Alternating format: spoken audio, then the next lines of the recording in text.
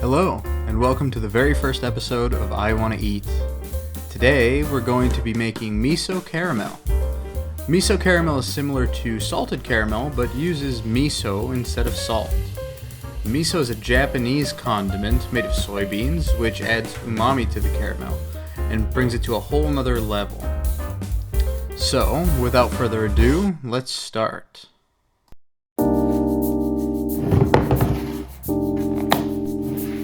First, let's measure out our ingredients.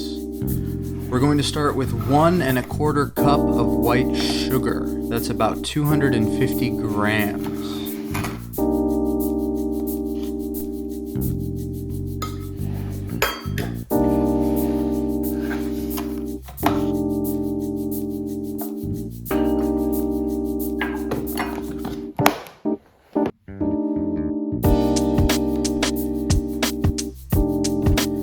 Next, we'll measure out 1/3 cup of glucose syrup.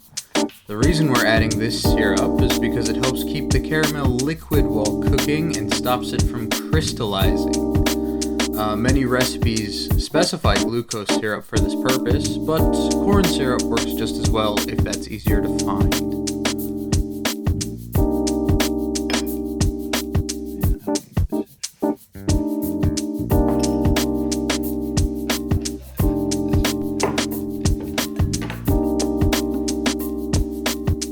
Then, we'll cube 1/4 cup, or about 55 grams of butter.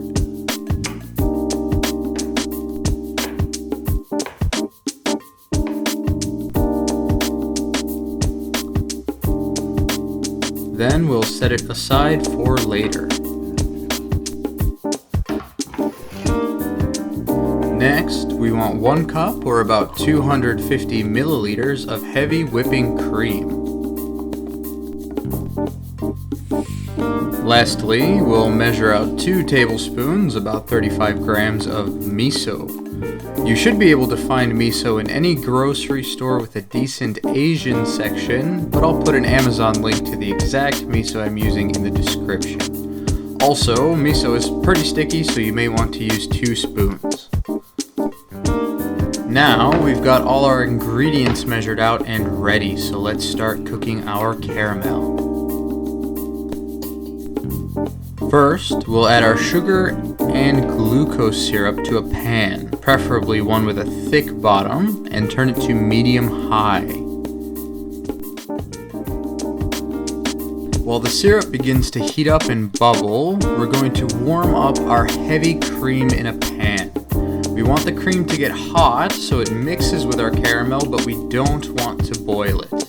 Now, while the cream is heating up, you'll start to notice the caramel starting to change color from white to golden brown.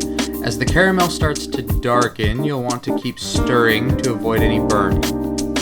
Eventually, you'll end up with a deep amber color. Once you get to this stage, we'll lower the heat and add the cream. Be careful of steam burns and stir like there's no tomorrow, because this is where we'll make sure that our caramel incorporates and doesn't break.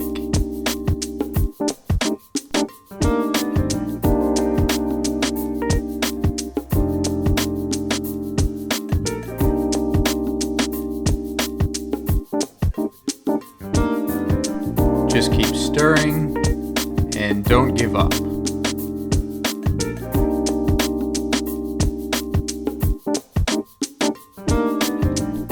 Eventually, after a minute or 2, the boiling will calm down and you'll end up with a relatively thin caramel like this. Now we'll add our cubed butter and stir until it disappears. You'll also notice the caramel start to thicken up a bit. Once the butter is incorporated, we'll add our miso and mix it in.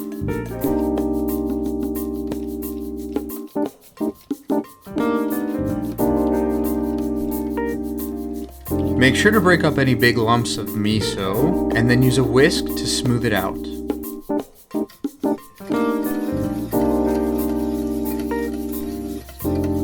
Once the miso is fully incorporated, you now have a finished miso caramel. Let it cool for a few minutes and transfer to another container. This caramel will thicken up as it cools and is great as a topping for ice cream, cakes, pies, and just about anything else. If you're a fan of salted caramel or any salty sweet combo, definitely give this recipe a try. The umami the miso brings really makes it special and brings things up a level from just a normal salted caramel.